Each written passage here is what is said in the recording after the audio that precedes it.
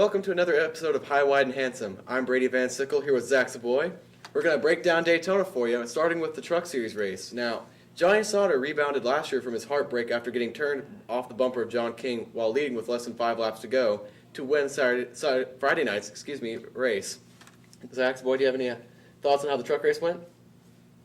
Action-packed, as always. The Truck Series always seems to bring one of the most exciting actions to the raceway, whether it's the big tracks or the small track. Mm-hmm. And congratulations to him on finally winning the big one and charging up to the front on the last and not getting spun out. And you can tell the disappointment in Kyle Busch's voice after the race because he was in prime position. It looked like he had the race won, but a caution came out right as soon as they took the white flag. You know, NASCAR rules that ended the race, ending Kyle Busch's chance, and you could tell he was disappointed. And he had a lot more heartbreak the rest of the weekend. So as we move ahead into the Nationwide Series Saturday afternoon, you know, big, intense racing. You had the two-car tandem. You had the pack racing.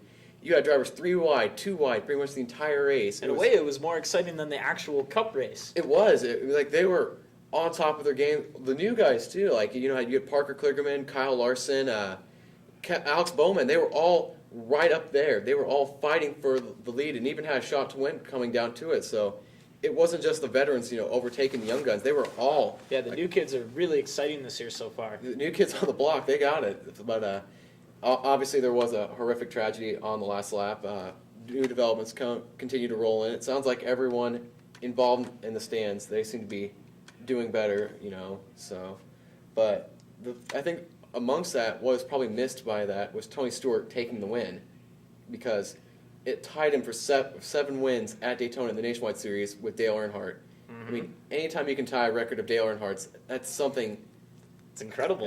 It is. I mean, those two have 7, and then Dale Earnhardt Jr. is right behind him in 6, and Jr. finished a respectable 4th in that race, and Travis Pastrana got 10th. Hey, how about that? Exciting. So, but our thoughts and prayers for those who are injured, and hope for a speedy recovery there as we continue to move forward with that. And it sounds like Rick Hendrick's going to work with NASCAR, see what they can do to prevent this accident from happening again. So NASCAR is quick to the draw, and they're going to see what if, as always. Yeah, what if anything they can change to make sure there's no repeat of this. So that'll be interesting to see how it develops, so that pan out.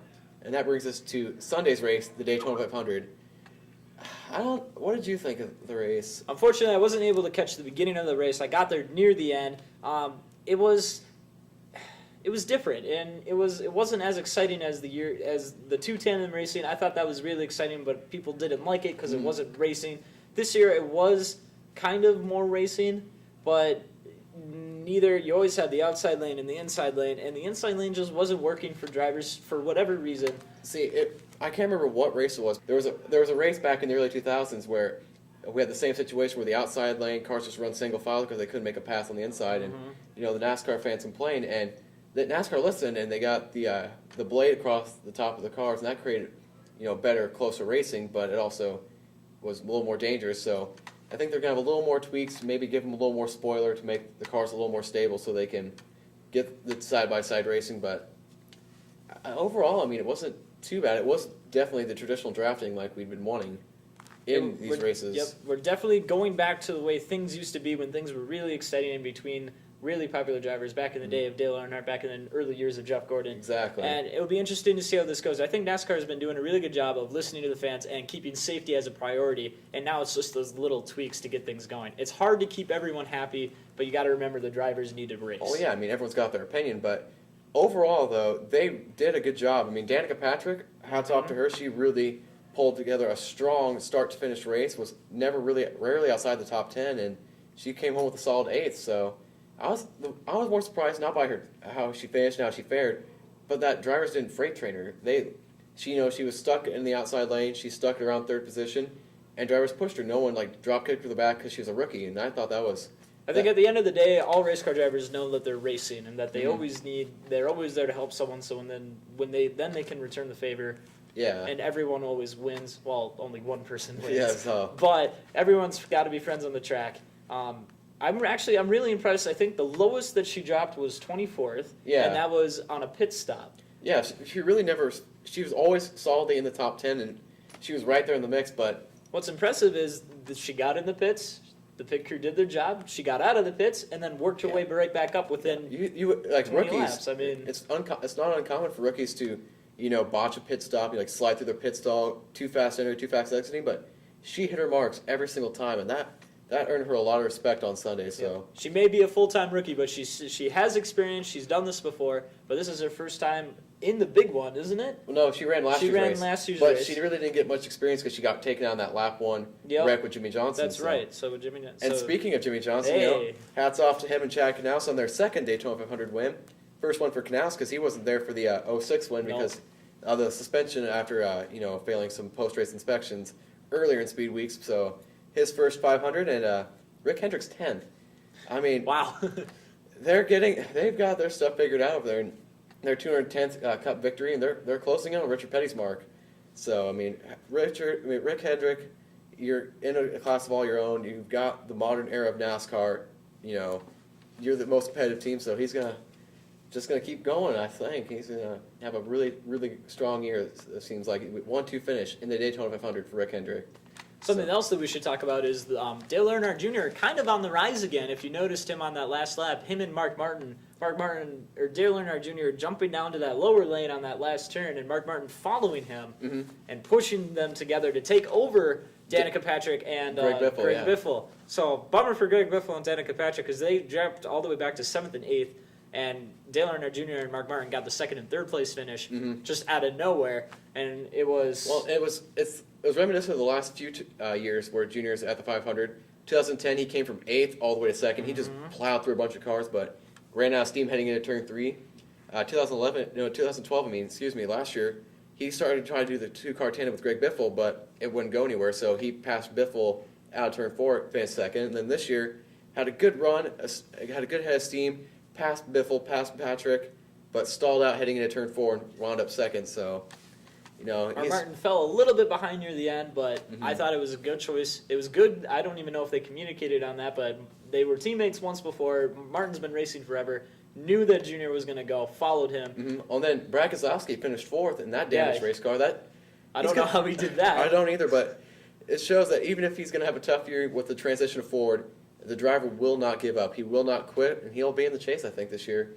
And who knows? He may be the first driver since Jimmy Johnson, to back up his championship feat from last year, so who knows? We still got a lot of racing to go, and it's going to be one heck of a season. And before we get to Phoenix, though, we have to talk about Joe Gibbs Racing.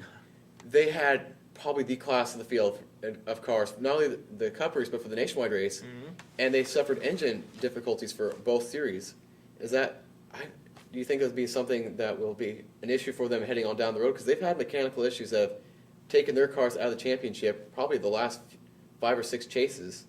Is that going to be a continuing theme? Because it's got a lot of Gibbs fans worried. There shouldn't be a hurry right now. There's still a lot of racing left to go, and now you have to realize, points come into play, and you just need to do what you can with what you can. However, they do need to start talking, with their car owner and everyone else who gets them parts, and they need to figure out what's going on, what can we do to make this better. Maybe not as could be concerned with speed, because as long as you're consistent, you'll be fine. Well, because they have the speed, it's just the durability. The durability. Like last year's chase, Denny Hamlin was right up there with them. He had a regular part failure. It was a really cheap part failing his car at Martinsville, took him out of the chase, and that's been the undoing of Joe Gibbs these last few chases.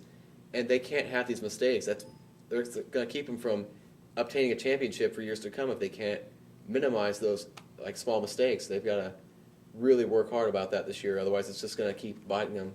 They got to communicate with everyone right now. They need to communicate with the mechanics. They got to communicate with the driver. They need to figure out, they kind of know what's going on, but they need to get down to the bottom of it and then communicate with the car parts, the owners, and figure out what they need to get done. So, as we look ahead to Phoenix, we got nationwide action Saturday afternoon on ESPN around 3 o'clock. We also have Cup action around 1 o'clock at Phoenix. That's going to be on Fox. So, Sunday. On Sunday. There we go. Any picks for the duel in the desert for either series? I'm gonna have to go with a Cup driver in both. I'm gonna think I don't know who won Phoenix last year for Nationwide. Nationwide, you had Joey Logano took the Nationwide in the fall, and you had Kevin Harvick take the fall. I don't think Kevin Harvick will be. I know he wants to come back, but I don't think he'll be much of an impact. I'm gonna pick Denny Hamlin for the Cup. And I don't know who's going to do Nationwide, but I'm going to have to pick another Cup driver. I'm not going to pick a nationwide driver. I just don't like it. I'm going to disagree with you on that. I'm going to pick the driver who finished second in last year's fall race, Brian Vickers, in his first start for Gibbs. He finished second in the Dollar General car, so he's looking to rebound from last week's misfortune, so I think he'll be up there. I think he'll take the win at Phoenix. And then Cup, I'm also going to disagree with you on that because I was reading online about Harvick's wanting to rebound from last week, and it sounds like with the new car when they tested at Phoenix, a lot of the stuff they learned from that test is what they put in the car that won at Phoenix last fall, and so they said that's probably what they're going to use to set up the car for this week. So I think Gil Martin and the boys are going to rebound from their Daytona misfortunes and take the Phoenix win. So everything up in the air. It could be anyone's race. Exactly. Who knows? Junior might come back. You've got the Roush boys. They're going to look for a rebound this week. Danica Patrick. She could win a range. She could win a range shortened Phoenix race. Never forget about her. So it'd be interesting to see that. That's our pick. We have Denny Hamlin for the Cup race from Zach's boy, and I think Harvick will take it, and we think Brian Vickers might take the nationwide race. So that's going to do it from us. Like us on Facebook. We would love to hear from you. And next week we're going to have a week off. We're going to regroup up here, take a week off, get a breather. It's snowing. It's winter snowing. break. Winter break. We got classes kind of on a break, so no action from us next week, but we will recap everything from Las Vegas in 2 weeks here at High, Wide, and Handsome. So from Zach Boy and myself, Brady Van Sickle, have a good night, and we hope to hear from you soon. Good night.